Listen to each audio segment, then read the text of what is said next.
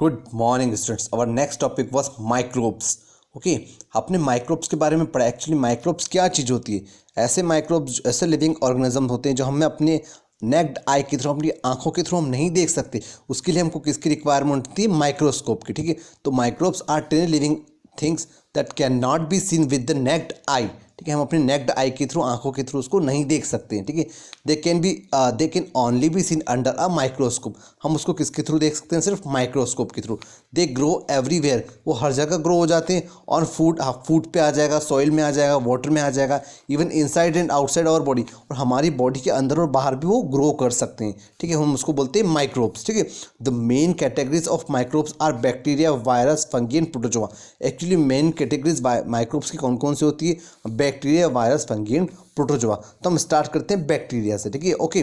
Bacteria, singular bacterium, हम उसको बोलते हैं। बैक्टीरिया जो होता है सिंगुलर बैक्टीरियम, एक सेल होती है। ठीक है, सिंगुलर बैक्टीरियम बोलते हैं उसको। ठीक है, are made up of only one cell, ये सिर्फ एक सेल की बनी होती है जिसको हम बोलते हैं बैक्टीरिया। ठीक है, they can be of different shapes such as rod shaped, round of spiral. वो अलग अलग शेप में हो सकती है। किस किससे हो सकती है? सच एज रॉड शेप्ड हो सकती है। आप यहाँ एग्जांपल दे सकते हैं, ये बैक्टीरियम का एग्जांपल है। ठीक है, ये बैक्टीरियम सेल है। ठीक है, ये अलग अलग शेप में भी हो सकती है। ये डिफरेंट एक सिंगल सेल आपको स्ट्रक्चर दिख रहा है, इसके अंदर सारे सेल ऑर्गन थे। एक बैक्टीरियम है। क्या है ये? एक बैक्टीरियम है ना। तो और माइक्रोस्कोप के बारे में भी क्या लिखते हैं, जिसको थ्रू हम बैक्टीरिया को देखते हैं। An instrument that makes very small objects appear भी। एक्चुअली हम अपने नेक्ड आई के थ्रू इनको नहीं देख सकते, तो हम किसके थ्रू देखते हैं? माइक्रोस्कोप के थ्रू। तो माइक्रोस्कोप एक्चुअली है क्या? An instrument that makes very small objects appear big. बहुत छोटा ऑब्जेक्ट जो होगा उसको क्या बड़ा करके दिखाता है, क्या होता है? माइक्रोस्कोप। इसलिए हम बोलते हैं कि ये माइक्रोब्स जो होते हैं बहुत छोटे होते हैं, हम जिसको अपने नेक्ड आई के थ्रू नहीं देख सकते, हम किसके थ्रू देखते हैं? इसको माइक्रोस्कोप के थ्रू, है ना। और हम बैक्टीरिया में हमने क्या पढ़ा था? ये कैसे कैसे शेप में हो सकते हैं? एक्चुअली शेप सच रॉड शेप्ड होता है, ऐसे हो सकते हैं। ठीक है, राउंड हो सकता है, स्पायरल शेप, अलग अलग शेप में ही हो सकते हैं। ठीक है, अब उसके बाद हम देखते हैं वायरसेस। ठीक है, तो viruses are the smallest living things.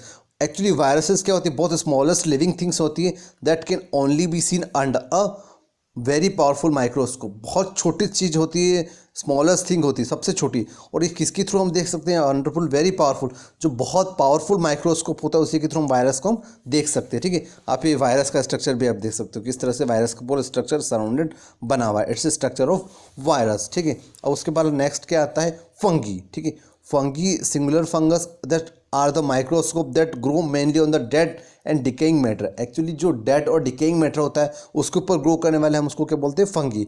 What can we say? Fungi singular fungus are the microbe that grow mainly on the dead and decaying matter. जो डेड और डिकेइंग मैटर होता है उसी के ऊपर जो ग्रो करता है, जिसको हम फंगस बोलते हैं, उसको क्या बोलते हैं? फंगी। ठीक है, आप ये देख सकते हो फंगी है। ये आपको अलग अलग फंगस, मतलब आप कई बार आप देखते हो कि कोई सा हमारी घर में आप देखते हो चपाती रोटी है, वो भी काफ़ी दिनों अगर पुरानी हो गई तो उसके ऊपर फंगस ग्रो कर जाएगा। कोई सा भी फूड मटेरियल है तो हल्के ऊपर से उसके हल्के हल्के रेशा आपको वाइट पार्ट दिखाई देगा, तो वो सब क्या ग्रो हो जाएगा उस पर? फंगी। तो it's also called off microbes. ठीक है, उसके बाद नेक्स्ट आता है प्रोटोजोआ। ठीक है, तो अब प्रोटोजोआ के बारे में हम पढ़ते हैं। ठीक है, एक्चुअली ये स्ट्रक्चर है प्रोटोजोआ की। ठीक है, its structure of protozoan. Its structure of protozoan. तो प्रोटोजोआ के बारे में एक्चुअली हम क्या पढ़ते हैं? प्रोटोजोआ सिंगुलर, उसको हम सिंगुलर फॉर्म प्रोटोजोआ को हम क्या बोलते हैं? Protozoan are single called microbes. Single, एक सेल वाला माइक्रोब्स होगा। ठीक है, सब microbes are useful to us. ठीक है, useful microbes helps us in the following ways. अब कुछ कुछ माइक्रोब्स हमारे लिए यूजफुल भी होते हैं और कुछ हार्मफुल भी होते हैं। तो useful microbes help us the following. किस तरह से हमको हेल्प करते हैं? एक्चुअली सुना आप, ठीक है। तो फर्स्ट है बैक्टीरिया हेल्प्स। एक्चुअली ये प्रोटोजोआ के बारे में हमने क्या पढ़ा? सिंगल सेल माइक्रोब्स हो गया। ठीक है ना, सिंगल सेल माइक्रोब्स है। ठीक है, प्रोटोजोआ इतना ही पढ़ना है। अब उसके बाद हमारे लिए ये माइक्रोब्स जो हमने सारे वैरायटी पढ़ी है, किस तरह से हमारे लिए यूज़फुल है उस बारे में हम पढ़ते हैं। ठीक है, किस तरह से हमारे लिए यूज़फुल है उसके बाद के पढ़ेंगे हम किस तरह से हमारे लिए हार्मफुल है। तो पहले किस तरह से हमारे लिए यूज़फुल है। तो bacteria help in changing milk into curd. Actually milk, हम दूध दही में चेंज होता है ना, हम देखते हैं दूध से दही बन जाता है, तो बैक्टीरिया के थ्रू बनता है। तो हेल्पफुल है। Bacteria help in changing milk into curd. Bacteria and fungi help in breaking down dead matter. और डेड मैटर को क्या करता है? ब्रेक डाउन करता है। ठीक है, protozoa are used as a soil fertiliser. Protozoa हम किससे यूज़ करते हैं? हम देखते हैं ना मिट्टी में खाद जो मिलता है तो किस फॉर्म में मिलता है? प्रोटोजोआ मिलता है। ठीक है, fungi like yeast help in making bread, हम ब्रेड बनाते, ब्रेड किसके थ्रू बनती है, वो फंगी के थ्रू, वो भी हमारे लिए बेनिफिशियल है, ठीक है। Some bacteria help in digestive the food we eat, actually कुछ बैक्टीरिया हमारे फूड को डाइजेस्ट करते हैं, जो हम फूड हम खाते हैं। We obtain medicine from some bacteria and virus, हम कुछ बैक्टीरिया वायरस के थ्रू हमको क्या मिलती है, कुछ मेडिसिन मिलती है, ठीक है। तो some microbes and harmful to us and cause disease, और कुछ माइक्रोब्स ऐसे होते हैं जो हमारे लिए हार्मफुल होते हैं और डिसीज कॉज करते हैं। This microbes are called germs and pathogen, germs और पैथोजन, इन माइक्रोब्स को हम क्या बोलते हैं, जम्स या फिर पैथोजन्स, ठीक है। तो हम इसको एग्जांपल के थ्रू समझते हैं, ठीक है। देखिएगा आप, bacteria cause disease such S, अब बैक्टीरिया के थ्रू कौन कौन सी डिसीज होती है, such as typhoid, tetanus and cholera, typhoid होती है, टिटनस होती है और कॉलेरा होती है। Bacteria causes disease such S typhoid, tetanus and cholera, actually जो बैक्टीरिया जो होते हैं वो बीमारी, कौन कौन सी बीमारी फैलाते हैं, हम बोलते हैं टाइफाइड हो गया, हमको टिटनेस हो गया एंड कॉलेरा हो गया, tetanus and cholera, this are some examples of this disease causing micro. और viruses causes disease such as flu हो गया, चिकन पॉक्स हो गया, डेंगू हो गया, मम्स हो गया एंड इवन कॉमन कोल्ड, ये सब किसके थ्रू होते हैं, वायरस के थ्रू। आजकल एक कोरोना वायरस भी चल रहा है ना, तो वो भी it's a type of microbes, ठीक है। Fungi mainly cause skin disease, actually fungus के थ्रू एक्चुअली हमको क्या होती है, इसलिए फंगस के थ्रू स्किन डिसीज होती है, सच एज रिंग बम्स हो जाएगा, कैंडाइसिस हो जाएगा एंड एथलीट्स फूट, है ना। ये सब कुछ क्या है, ये कुछ फंगस के होने वाला थ्रू डिसीज से, फंगस के थ्रू होने वाली डिसीज है। Protozoan cause disease such S dysentery and malaria, actually malaria जो होता है वो किसके थ्रू होता है, हमको प्रोटोजोआ के थ्रू, और वो मलेरिया के ऊपर प्रोटोजोआ एक्चुअली वायरस, मॉस्किटो मच्छर जो होता है उसके ऊपर प्रोटोजोआ बैठ के आता है, और जब मच्छर हमको बाइट करता है तो प्रोटोजोआ हमारी बॉडी में छोड़ता है, तो हम बोलते हैं इसलिए हमको थ्रू मलेरिया हो गया। मलेरिया और कौन कौन से डिसीज है, डिसेंट्री भी होती है और मलेरिया भी होती है, ठीक है। उसके बाद हम देखते हैं एक्चुअली हमने इस चैप्टर में क्या क्या पढ़ा उस बारे में कीवर्ड से। तो फर्स्ट है crown, the visible part of the tooth about the germs, that's called crown, जो विजिबल पार्ट होता है हम उसको क्या बोलते हैं, क्राउन। इनेमल क्या होगा, the crown white outer covering of A tooth, that's called enamel, ठीक है। Dentine, the part of A tooth found below the enamel, actually dentine वो उस पार्ट को बोलेंगे, द पार्ट और टूथ का ही पार्ट होगा found below the enamel, enamel के जस्ट नीचे वाला पार्ट हमको बोलेंगे उसको dentine. Pulp, the soft part of A tooth that is blood vessels and nerves inside, actually soft part को हम क्या बोलेंगे, पल्प, है ना।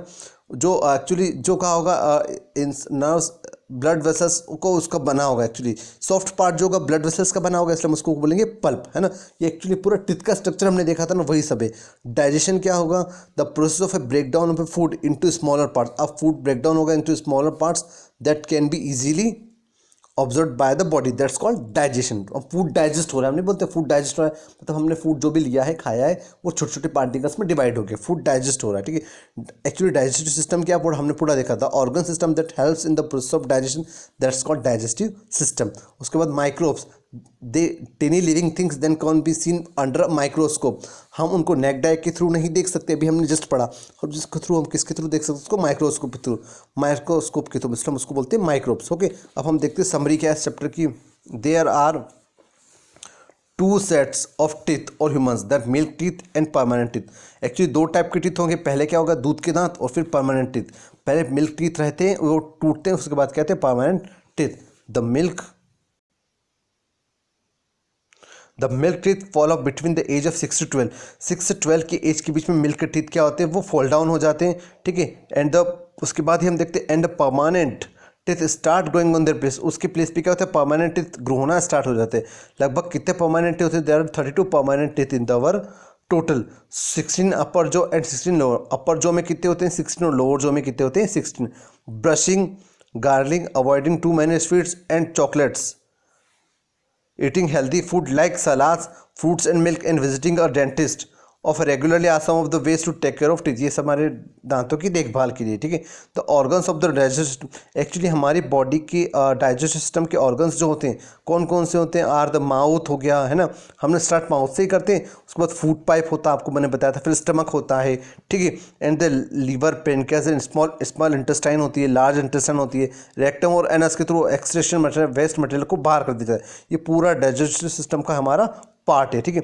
The different types of the microbes, कौन कौन से हमने अभी जस्ट पढ़े, bacteria, virus, fungi and protozoan. और उसके बाद लास्ट पॉइंट है 6 वाला, माइक्रोब्स कैन बी हार्मफुल और यूजफुल, माइक्रोब्स हमारे लिए हार्मफुल भी हो सकते हैं, यूजफुल भी हो सकते हैं। कैसे, हमने अभी जस्ट पढ़ा था ना, यूजफुल भी थे और हार्मफुल भी थे। तो harmful microbes causes disease like cholera, typhoid, dengue and athletes foot, ये सब डिसीज होती है, ठीक है। और useful microbes help in the preparing different kind of food item, अलग अलग टाइप के फूड आइटम्स प्रिपेयर करने में हमारे लिए यूजफुल होंगे। आज यूजफुल माइक्रोब्स जैसे, और उसके अलावा मेडिसिन भी बनेगी और फर्टिलाइजर्स भी बनेंगी और ETC, ठीक है। It's chapter complete. हम नेक्स्ट चैप्टर में नेक्स्ट लेक्चर में आपको इस चैप्टर की एक्सरसाइज डिस्कस करेंगे।